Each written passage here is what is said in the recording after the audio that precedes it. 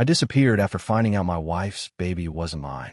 She forged my signature, stole everything I built, and told my daughter I had a breakdown. 5 years later, my daughter found a receipt in my old jacket. That receipt unraveled 31 years of lies in a single morning. My name is Henry Grimm. I'm 57 years old, and for the last 5 years I've been living alone on a small patch of land in the hill country of eastern Tennessee, about 40 minutes from the nearest town worth naming. I grow enough to keep myself busy, run a modest grain supply operation out of the barn, and I don't bother anyone. That's the life I chose when I left Kansas behind. When I left everything behind. What I didn't choose was what Lorraine did after I left. She filed fraud papers, forged my signature on the property deed, drained my retirement account, and filed a police report claiming I was mentally unstable. She built a legal wall around everything I'd worked for and called it protecting the family.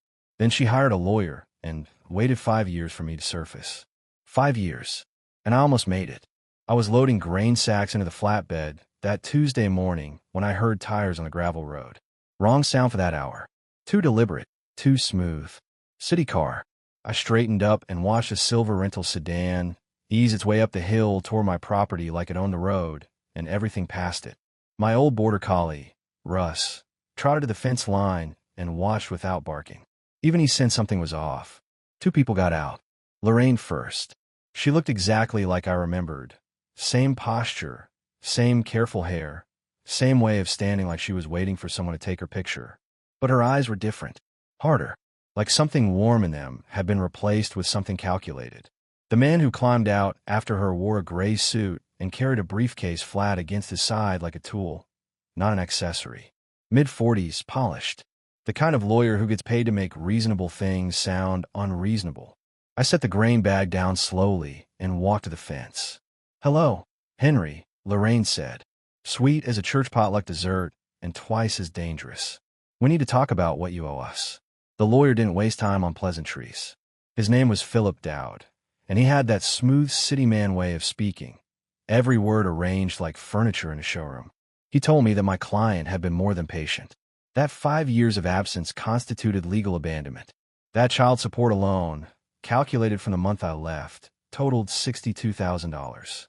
That there were additional claims regarding marital assets I had, quote, concealed prior to my disappearance. I looked at Lorraine while he talked. She had seated herself on my porch step without asking, ankles crossed, hands folded in her lap. The scent of her perfume drifted across the yard, something floral and expensive that didn't belong out here. "The child isn't mine," I said, keeping my voice level. "You know that, Lorraine. The test proved it before I ever left." She didn't flinch. "You were his father in every way that matters, Henry. You don't get to walk away from responsibility just because things got complicated." Dowd cleared his throat and pulled a folder from his briefcase. "Mr. Grimm, Mrs. Grimm filed a missing person report the week you disappeared. There's documented concern regarding your mental state at the time. Given those circumstances, her actions to secure family assets were entirely lawful."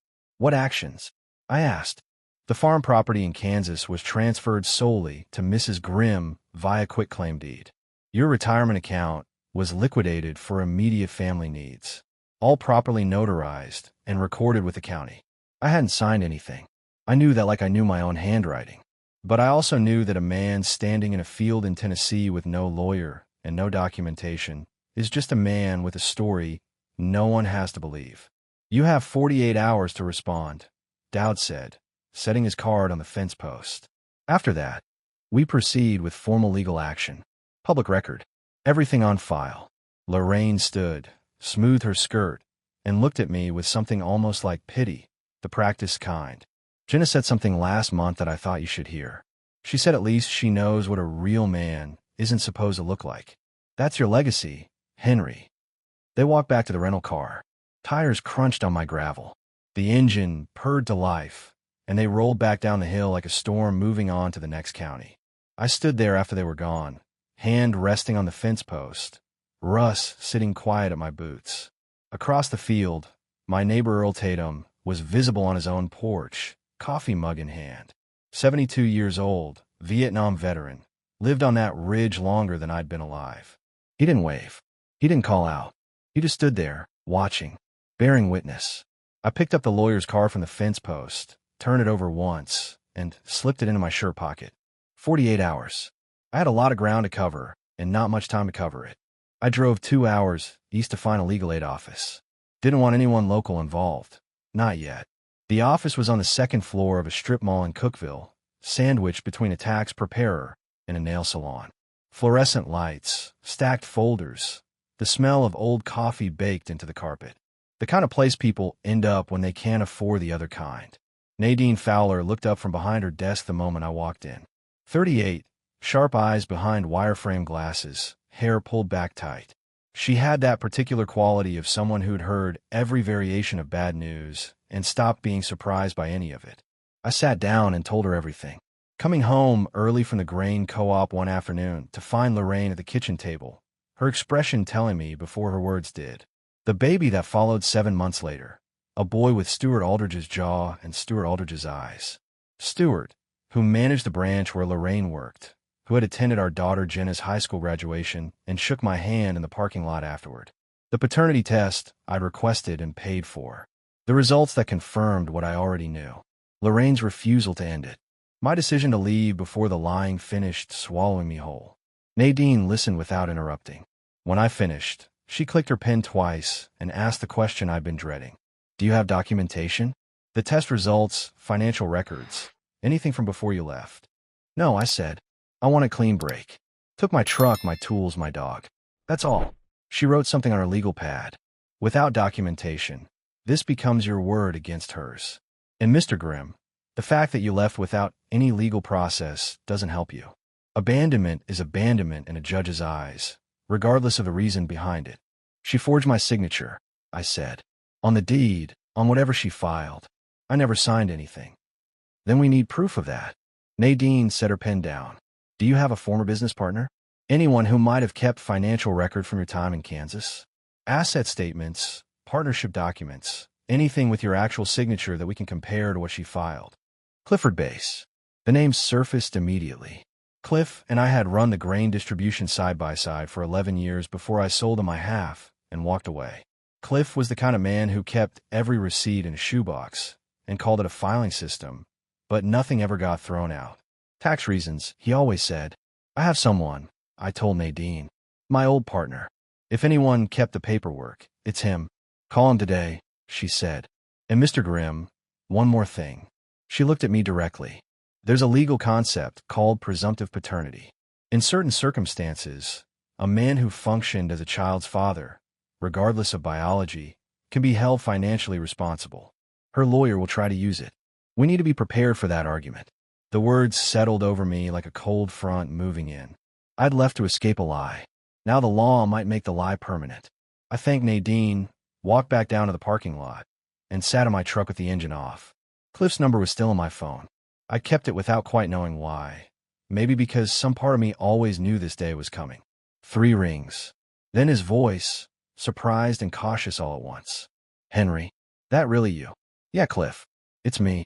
I watched a woman load groceries into a minivan across the lot. Normal Tuesday. Normal life. I need to ask you something, and I need you to be honest with me. Always, he said. You know that. Did you keep the partnership records? The dissolution files, asset statements, everything from when you bought me out. A pause. Long enough to feel. Henry, Cliff said slowly. I kept everything. Tax reasons. But you need to tell me what's going on, because a woman called my office 2 days ago asking questions about you. My hand tightened on the phone. 2 days ago, I said. What did she want to know? Your whereabouts. Your assets. Whether I had contact with you. Another pause. Henry, what did Lorraine do? Cliff called back the next evening. I was on the porch watching the last light drain out of the sky over the ridge. Rust stretched across my boots like a warm anchor. Earl Tatum's porch light was already on across the field. Steady as a lighthouse. I found everything, Cliff said. His voice had that particular weight men carry when they know the news is going to land hard. Henry, she didn't just take the house. I set my coffee mug on the rail. Tell me, the quitclaim deed on the Kansas property, your signature on that document looks nothing like what I got here on our dissolution papers. The G is wrong. The whole slant is off. Somebody practiced, but not enough. He exhaled slowly. Your retirement account was liquidated 11 days after you left. The transfer went to a private account. I cross-referenced the routing number as best I could. It traces back to a bank where Stuart Aldridge is listed as a senior account holder. Stuart, Lorraine's boss. The man who'd shaken my hand at Jenna's graduation. There's more, Cliff continued. I talked to your old neighbor Linda Kozer last week. She said she remembered a man coming around the house regularly about 12, 13 years ago, when you were doing the long-haul grain runs. She thought it was a contractor at first. Described him. Henry, it wasn't Stuart. The porch felt smaller suddenly. She was at it longer than I thought. A lot longer. Cliff's voice went tight. Stuart wasn't the first. He was just the one who stuck. I didn't say anything for a moment. 31 years. And I'd spent the last 5 thinking I understood the scope of what had happened. Turns out I'd only seen the most recent chapter. I'll testify, Cliff said. Whatever you need. Hold on that for now, I told him. There may be pressure coming your way. Don't commit to anything until I've talked to my lawyer. A pause. Already had some. A woman called my office 2 days ago, Henry. Polished voice, asked questions about our partnership terms, our asset valuations. Then yesterday a man called, said he was doing a routine inquiry. Asked whether I had any documentation from our dissolution. Cliff's tone sharpened. I told him I need to see credentials before I discussed anything. He hung up. Dowd, or someone working for Dowd. They were trying to find out what Cliff had before Cliff could hand it to me. Don't talk to anyone else, I said. Scan everything and send it to this number. Every page. Already scanning, he said. And Henry, I'm sorry I didn't ask more questions back then. When Lorraine told people you'd had a breakdown, I didn't push back the way I should have. You didn't know, I said. Neither did I fully. We hung up. I looked out at Earl's porch light and thought about 12 years of a lie I hadn't even known to look for. 2 mornings after Cliff's call, I found myself sitting in my truck with the engine running, a bag on the passenger seat, and maps of West Virginia pulled up on my phone. It wasn't a decision I'd consciously made. It was instinct, the same deep pull that had moved me out of Kansas 5 years ago. When the ground shifts, find higher ground. Russ was in the truck bed, watching me through the rear window with those patient brown eyes. I sat there for 3 minutes, maybe 4. Earl's old Ford pickup rolled down his drive and turned into mine, blocking the lane. He got out unhurried, like a man who had all the time in the world and intended to use it deliberately.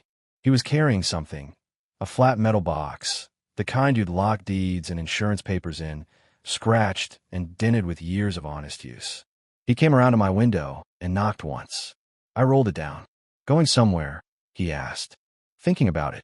Thinking's fine, Earl said. Leaving's a different thing. He set the metal box on my hood with a solid clank. Before you do either one, I need you to look at what's in here. I turned the engine off. We went to the porch. Earl unlocked the box and began laying folders out across the table one at a time, organized, tabbed, color-coded with a precision that didn't match the worn exterior. He'd been building this thing quietly for 5 years. First folder, he said, opening it flat. Property and deed records. Copies from a county clerk in Kansas showing the transfer date, the notary stamp, the recorded signature. I submitted a records request 14 months ago. I stare at the documents. Official. Stamped. Real. Second folder. Financial trail. He slid across.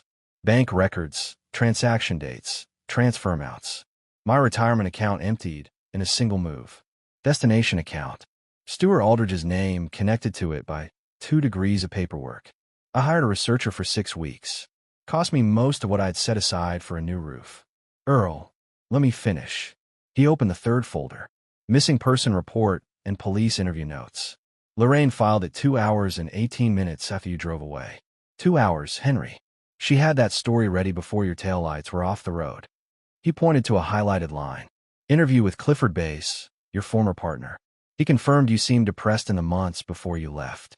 She used his words to build the mental instability narrative. He didn't know what he was doing. The 4th folder held something I recognized and didn't recognize at the same time. A single typed page with my signature at the bottom, notarized, dated the day I left. A UPS store stamp in the corner. You wrote that the morning you drove out, Earl said quietly. The notary clerk in Salina kept it when you didn't come back to retrieve it. Took me 4 months to track her down. Woman named Irene Baranova, 69 years old. Kept in a file because she said something about you told her it mattered. Said you came in with steady hands and sad eyes, and wrote every word like it was going to be read in court someday. I read my own words. Every one of them true. Every one of them documented. I was ready to run again, I admitted. I know, Earl said. He didn't say it with judgment. But a man doesn't have to run when he's got ground to stand on. You got ground now, Henry. 6 inches of it, right there on that table. Russet climbed the porch steps and settled beside my chair without being asked.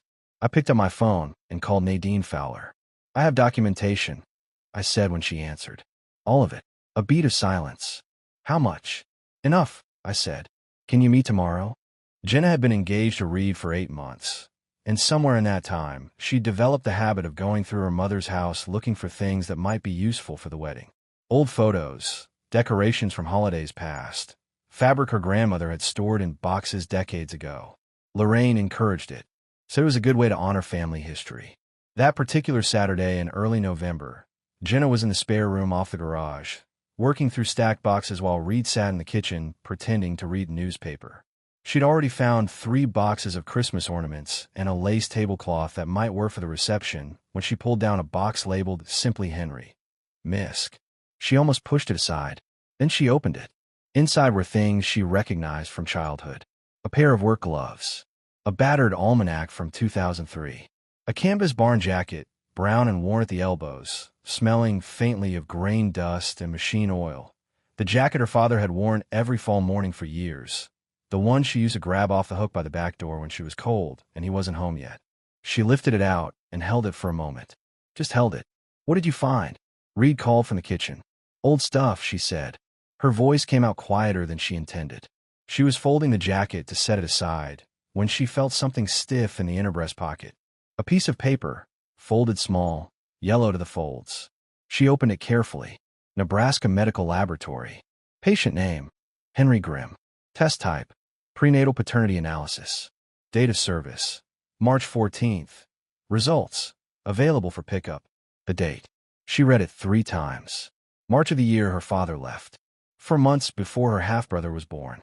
6 weeks before her father's truck disappeared from the driveway, and her mother sat her down and explained, with practiced sorrow, that her father had suffered some kind of breakdown and walked away from the family. Jenna sat down on the floor of that spare room with the receipt in her hands and felt the architecture of the last 5 years shift under her like settling ground. Her father had known. Before he left, he had ordered a paternity test on the baby her mother was carrying, which meant her mother had known he knew, which meant the story Jenna had been given, the breakdown, the abandonment, the man who simply couldn't handle responsibility, had been built on top of something her mother had never once mentioned. She found Reed in the kitchen doorway. Handed him the receipt without a word. He read it slowly. Then he looked up. Jenna, don't say it yet, she said. Just don't say anything yet. She went back to the spare room and sat on the floor again. That was when she found her old phone in the same box, the one she'd used through college, stored away when she upgraded. She'd been meaning to clear it out for years. She plugged it into the charger on the spare room shelf out of habit, and 20 minutes later, when enough charge had built up, it flickered to life. Old texts. Old photos, and a video from Christmas 5 years ago. Thumbnail showing the living room full of wrapping paper and her father laughing at something off camera. She pressed play. Her father's voice filled the small room. He was telling some story about a grain delivery gone wrong in a snowstorm, doing the voices, making Jenna, her younger self, visible at the edge of the frame, laugh so hard she had to hold onto the couch. The kind of laugh that belongs to people who are completely comfortable with each other. She'd forgotten that laugh. Forgotten she'd ever had her around him. She watched it twice. The second time, she didn't make it to the end. Reed appeared in the doorway again, quiet. He sat down on the floor beside her without being asked. I told people he abandoned us, Jenna said. Her voice was unsteady. For 5 years I told anyone who asked that my father walked out on his family because he couldn't handle real life. You believed what you were told, Reed said. I was 23 years old. I should have asked more questions. She looked at the receipt still in her hand. He knew about the baby, Reed. He took a test. He had proof. And then he left, but not because he had a breakdown. Because my mother was pregnant with another man's child and wouldn't stop seeing him. Reed was quiet for a moment. Then, carefully, you need to call him. Jenna pulled up her contacts. Her father's old number was still there, unchanged, sitting in her phone like something she'd never been willing to fully let go of. She stared at it for a long moment. Then she typed, "Dad, I found something in your old jacket. A receipt from a medical lab, dated before you left. I think we need to talk." She set the phone down and waited. The reply came 11 minutes later. "That test proved the child your mother was carrying wasn't mine. She knew the results before I drove away. I'm sorry you're finding out like this, Jenna. I always thought you deserved the truth." Jenna read it twice. Then she stood up, walked to the kitchen, and called her mother. "Mom," she said, keeping her voice level with effort. "I need you to tell me something, and I need you to be honest. Was the baby Dad's?" Lorraine's pause lasted 2 full seconds too long. "That's a complicated question, sweetheart. It's a yes or no question," Jenna said. "And the fact that you're not answering it is answering it." She hung up, looked at Reed. "I'm going to Tennessee." Reed was already reaching for his jacket. "I'll drive." They left at 6 the next morning. Reed drove the first stretch, and Jenna sat in the passenger seat watching Ohio flatten out behind them, and the landscape slowly change character as they crossed into Kentucky. Neither of them said much for the first 2 hours. There wasn't much to say that the silence wasn't already saying. It was somewhere around Lexington that Jenna started talking. "When Dad left, I was in my second year at KSU," she said. "Mom called me on a Tuesday afternoon, told me he'd had a breakdown, that he'd been acting erratic for months, that he'd just driven away one night without a word." She was crying. Jenna looked out the window. "I believed her completely. Why wouldn't I? She was my mother." "Of course you believed her," Reed said. "But I'm 28 years old now. I've been an adult for a long time. At some point I stopped being a kid who got deceived and became an adult who just didn't ask questions." She turned the receipt over in her hands. She'd been holding it since they left. "That's on me." Reed kept his eyes on the road. "Or it's on a woman who spent 5 years making sure you had no reason to question the story." Jenna didn't answer right away. That was the argument she'd been turning over since last night. The line between being manipulated and being willfully incurious. She wasn't sure the line existed. Maybe both things could be true at once. "Mom got us involved in a church group about a year after Dad left," she said after a while. "Reverend Dale Whitmore's congregation in Salina. Nice people, very supportive. I remember them being kind to us." She paused. "Reed, last spring I saw something in Mom's files when I was helping her organize paperwork for her loan refinancing. A letter from Reverend Whitmore. It was addressed to a county court. Character testimony, it said." Reed glanced at her. "For what?" "I didn't read the whole thing. I thought it was routine. Now I'm thinking it wasn't." Jenna folded the receipt and slipped it into her coat pocket. "She used the church, Reed. She went to a pastor with her version of things, and he wrote to a court on her behalf, and none of those people ever heard my father's name said by anyone except her. That's a real thing people do," Reed said quietly. He'd spent 6 years as a JAG officer before leaving the service. He'd seen family law cases go sideways in every direction imaginable. It's manipulative, and it works. A pastor's character letter carries weight with certain judges. "She built the whole story," Jenna said. "Brick by brick. The breakdown narrative, the church community, the missing person report." She stopped. "There was a missing person report. I remember signing something. A witness statement," Mom said, just confirming I hadn't heard from him. "I was 23, and I signed it without reading it carefully." She went quiet. "What did I sign, Reed?" "We don't know yet," he said. "Let's not get ahead of the evidence." They crossed into Tennessee just afternoon. The landscape shifted again, hills rolling up on both sides of the highway, the kind of country that felt like it was keeping its own counsel. Jenna had a text from her mother asking where she was. She didn't answer it. "What if he's not who I hope he is?" she said. The question had been sitting at the back of her throat for hours. "Then you'll know the truth from his own mouth instead of someone else's," Reed said. "That's worth the drive either way." Jenna looked at her father's address on her phone, a rural route number east of a town she'd never heard of. She thought about the video on her old phone. His laugh. The way he'd made her laugh without even trying. "He kept the same number for 5 years, she said. "Didn't change it. Didn't go completely dark." She looked out the hills. A man who wanted to be truly gone would have changed the number. Reed didn't say anything. He just drove. They arrived at the gravel road leading up to Henry's property just before 3 in the afternoon. The hills were golden brown in the November light, the air sharp and clean through the cracked window. At the top of the rise, a modest farmhouse. A barn. A fence line. A border collie sitting at attention near the gate like he'd been expecting them. Jenna got out of the car. The dog watched her without moving. Then the front door opened, and her father stepped onto the porch. He looked older, steadier, somehow, than she remembered. The kind of steady that comes not from ease, but from having worked through something hard all the way to the other side. She walked to the porch steps and stopped. "I found a receipt in your old jacket," she said. "And I have a lot of questions." Her father nodded slowly. "Come up," he said. "I've got coffee on, and I'll tell you everything." Jenna sat in the porch chair closest to the steps, like she needed to know the exit was there. Reed had taken the chair against the wall, quiet and observant, giving us the space to do what needed doing. Rust settled between us on the floorboards, which I took as a good sign. He'd always been a decent judge of people. I poured coffee without asking. My hands were steady. I'd spent 5 years living alone in the hills, and whatever the next hour was going to cost me, I wasn't going to face it with shaking hands. "Start from the beginning," Jenna said.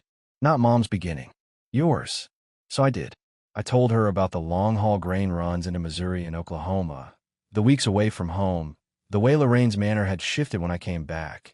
Not dramatically, not all at once, but gradually, like a house settling on its foundation, small adjustments that added up over time. I told her I'd suspected something for the better part of 2 years before I knew for certain. The day I found out wasn't dramatic, I said. I came home from the co-op early because a delivery fell through. Lorraine was on the phone in the kitchen. She didn't hear me come in. I heard enough. I wrapped both hands around my mug. I didn't confront her that day. I needed to be sure. So I arranged the test. The receipt I found, Jenna said. The results came back on a Thursday morning. I went to the lab, picked them up myself, sat in my truck in the parking lot, and read them. I looked at her directly. "Not my child, Jenna. I already knew it, but seeing it on paper makes it real in a different way." Jenna was quiet. Her jaw was set. "I came home that evening, and I told your mother what I knew. She didn't deny it. She cried. Real tears. I'll give her that. And she told me she'd been lonely, that I was away too much, that Stuart had been there when I wasn't. I kept my voice level. I asked her if she was willing to end it and work on our marriage. She said she needed time to think about it. I paused. 3 days later, she told me she wasn't ready to cut off the relationship, that she had feelings for him that she needed to process, that she hoped I would understand and give her space to figure things out.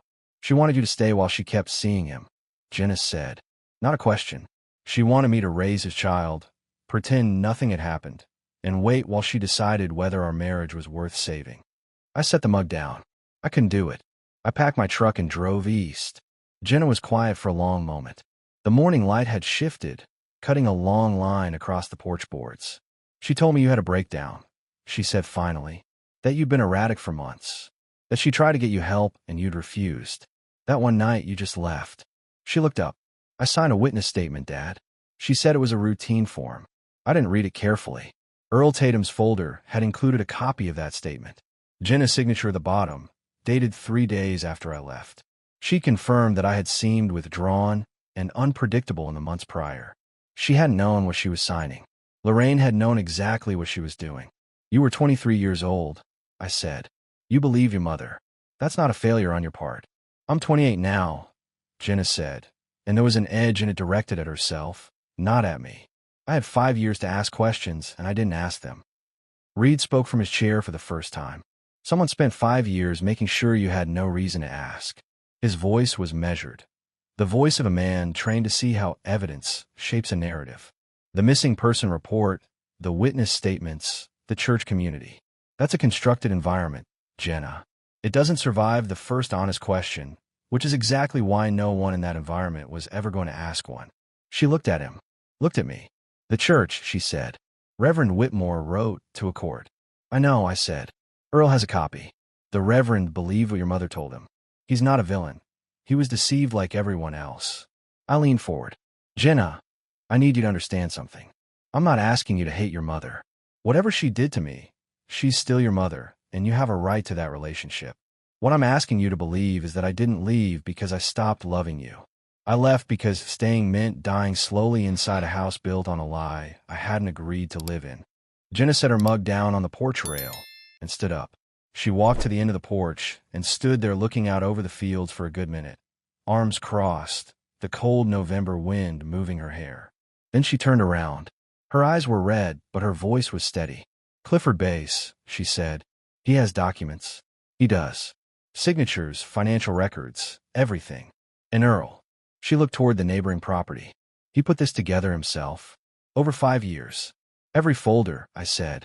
He did it without being asked. Something moved across her face that I didn't have a name for. She walked back to her chair and sat down. There's a document in Earl's file, I said carefully. A letter I wrote the day I left. I don't remember writing it. I was operating on pure adrenaline. But I stopped at a UPS store in Salina and wrote everything down and had it notarized. A woman named Irene Baranova kept it when I didn't come back to retrieve it. She remembered me, said I had steady hands and sad eyes. Jenna looked at me for a long time. Can I read it? She asked. I went inside and brought out the folder. She took the letter and read it standing up, the way people read things they're afraid might undo them if they sit down for it. I watched her face move through things I couldn't name and didn't try to. When she finished, she folded it carefully and handed it back. Read, she said, without looking away from me. You need to look at all of this. As a lawyer, not as my fiancé. Reed was already leaning forward. I've been looking at it since I walked onto this porch.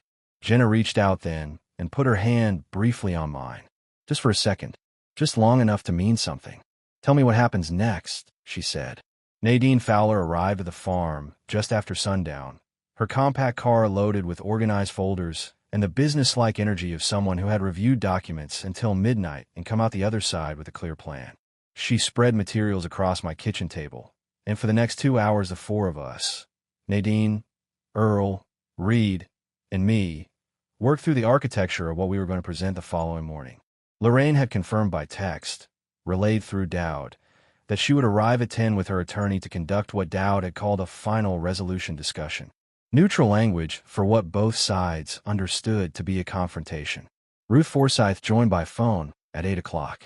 Ruth was 64, a former document examiner with the Kansas Bureau of Investigation, 31 years in the field before retirement. Earl had found her through a forensic records network 4 months ago. Her voice on the phone was precise and unhurried. The signatures are definitively different, she said, without preamble. The quitclaim deed and the account authorization both show consistent deviations from the exemplars in the partnership dissolution documents. Letter formation in the G, baseline angle, pin pressure distribution. I'll have a written opinion filed with the court by end of week. In my professional opinion, these documents were not signed by Henry Grimm. Thank you, Ruth, Nadine said. She made a note. Reed had set his legal pad next to Nadine's folders. He'd identified 3 additional avenues of attack in the financial documentation. Transfer sequencing that suggested premeditation rather than emergency response, and a banking procedure irregularity that pointed to someone with internal knowledge of account access protocols. Lorraine managed a branch, he said to Nadine.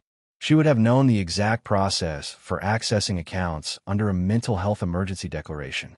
She didn't just exploit the system. She engineered the situation to fit the system. That's the piece that turns this from civil fraud into something closer to criminal conduct, Nadine said. We don't file criminal charges. That's for the DA. But we make the argument clearly enough that her attorney understands what exposure she's looking at. Earl sat at the end of the table drinking coffee and not saying much. He'd done his part. The rest of this was other people's work, and he understood that. At 9, Jenna stepped out onto the porch and called her mother.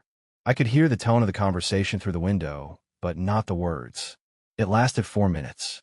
When she came back in, she was composed in the way people are when they've made a decision they can't walk back from. She's coming, Jenna said. She's bringing Dowd. She doesn't know I'm here. 20 miles away, in a motel room in Greenville, Lorraine and Philip Dowd were having a very different kind of meeting. I didn't know the specifics then. I learned them later. But Dowd had learned that afternoon about Ruth Forsythe's involvement through his own legal network, and he'd had a sharp conversation with Lorraine about what had and hadn't been disclosed to him about the provenance of the documents he'd been filing. What I didn't know, because Chet Grover called me at 9:30 that evening, was that Dowd had already reached out to the county court to request a procedural delay. He's going to try to stall, Chet said. His voice had the flat calm of a man who'd seen legal maneuvering before and wasn't impressed by it. I also want you to know, I drove by that motel this evening. Not officially. Just driving. And I happened to notice that Philip Dowd doesn't look like a man who thinks he has a winning hand. What does he look like? I asked. Like a man calculating how quickly he can get his name off something, Chet said. He paused. Henry, you're going to be fine tomorrow. You've got the ground. You've got the documents. You've got people in your corner. Another pause, and I'll be in the area, in case the situation requires a badge. He hung up before I could thank him properly. After everyone left, I sat alone on the porch for an hour.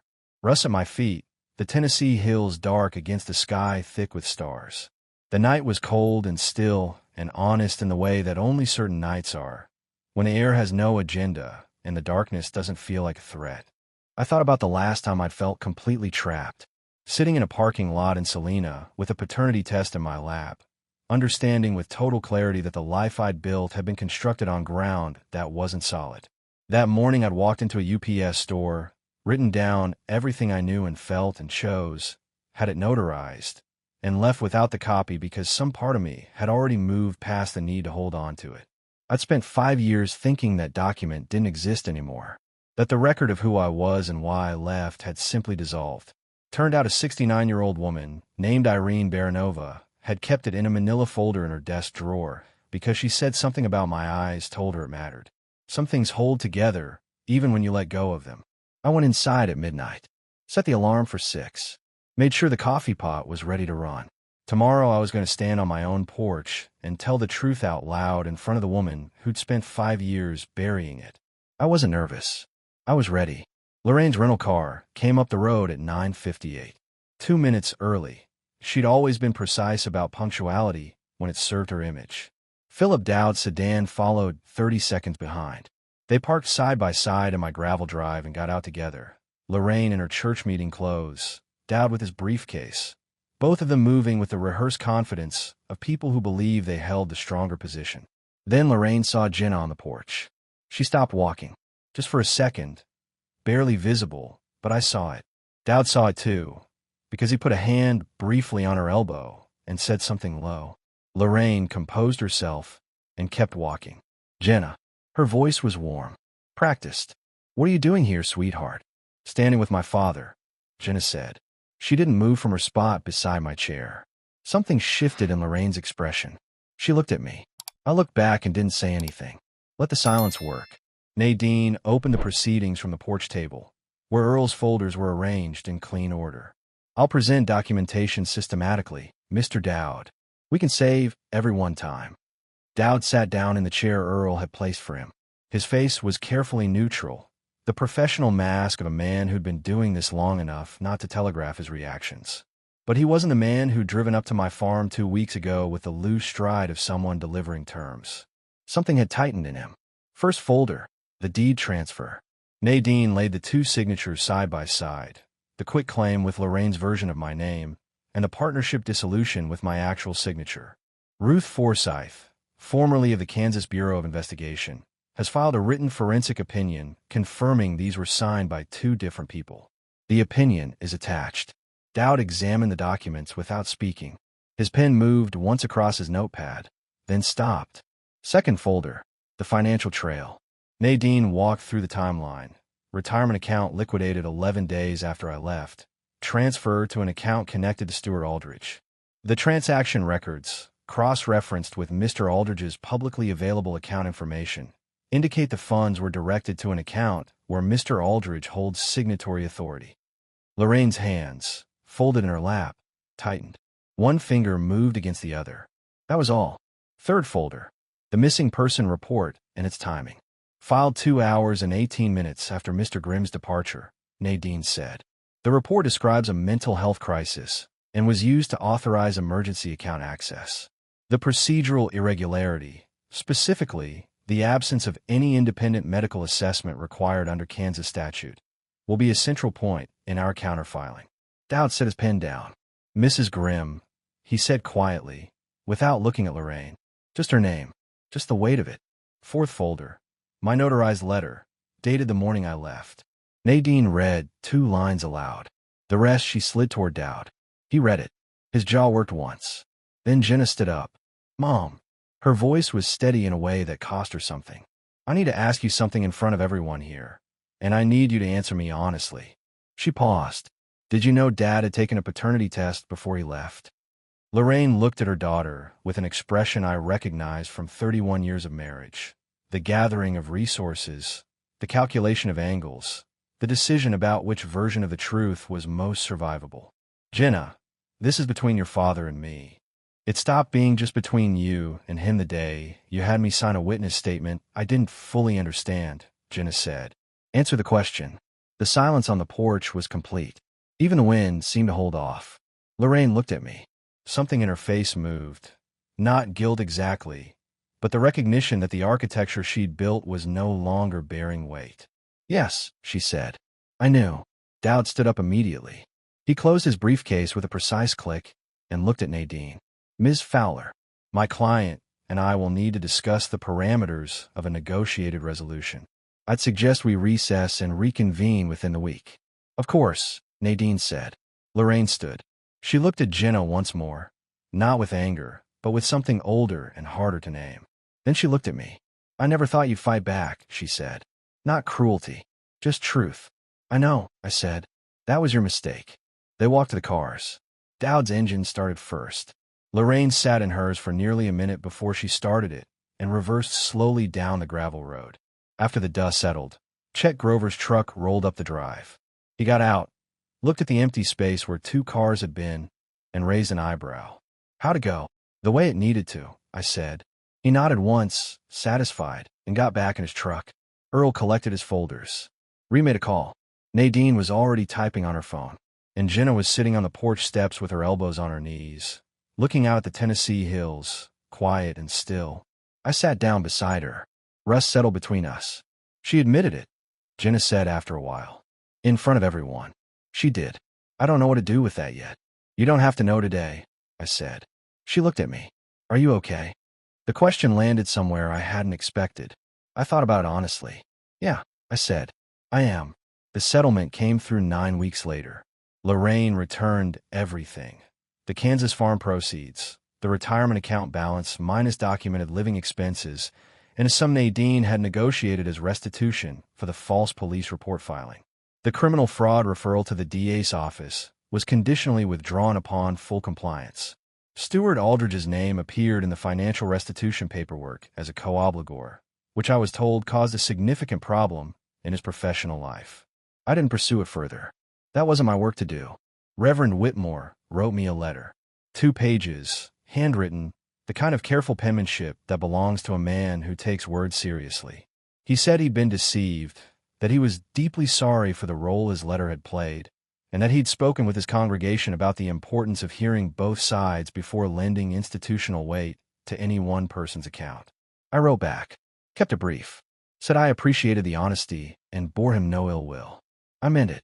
The bank that had authorized emergency account access without proper medical documentation agreed to a settlement outside of court. The amount was modest, but the principle mattered more than the money. Cliff Base drove down from Kansas in March. First time I'd seen him in 5 years. We spent 2 days fixing fence line and talking about nothing important, which is what old friends do when they've been through something and need to come out the other side of it without making it larger than it needs to be. Before he drove home, he shook my hand and held it a second longer than usual. "You look like yourself again," he said. Getting there, I told him. Earl turned 73 in April. Jenna organized a dinner. Nothing elaborate, just the 4 of us at my kitchen table with good food and better company. She brought a bottle of Tennessee whiskey, and Earl had produced a deck of cards from his jacket pocket. And somewhere around 10 o'clock Reed was down $11 and trying to figure out how a 73-year-old Vietnam veteran had taken him apart so methodically. Earl didn't explain his methods. He just collected his winnings. Jenna and Reed got married in June. The ceremony was outdoors, at a venue 2 hours south of Nashville, surrounded by the kind of summer green that makes you feel like the world means well. I was given a seat in the second row, which was Jenna's way of telling me something without having to say it. We weren't all the way back to where we'd been. 5 years of distance doesn't close in a season, but we were building something new on honest ground, and that was worth more than trying to recover what the years had taken. She danced once with Reed, and once with an empty spot of floor that I understood was for the version of things she'd wanted and hadn't gotten. I watched from my chair and didn't look away. When the music slowed, she walked across the floor and held out her hand. "Don't make it weird," she said. So I didn't. We danced. Not long, not dramatic. Just a father and his daughter, moving to a song I don't even remember the name of, on a June evening that smelled like cut grass and good weather. It was enough. August arrived with the kind of heat that makes the Tennessee hills shimmer. I added 2 more grain supply contracts, hired a part-time hand to help with delivery runs, and built a new storage shed on the east side of the property. Russ supervised the construction from a shady patch under the oak tree and offered no useful feedback. One evening, sitting on the porch with the fireflies coming up from the fields, Earl walked over with 2 mugs and set one in front of me without asking. We sat there in the familiar silence that had built up between us over years of proximity and the particular trust that comes from having gone through something hard together. "Never thanked you properly," I said after a while. "You don't owe me thanks," Earl said. "I know I don't. I'm giving it anyway." He was quiet for a moment. "You'd have done the same." I looked out at the fields. The fireflies rose and fell in their patient, persistent way. "Yeah," I said. "I would have."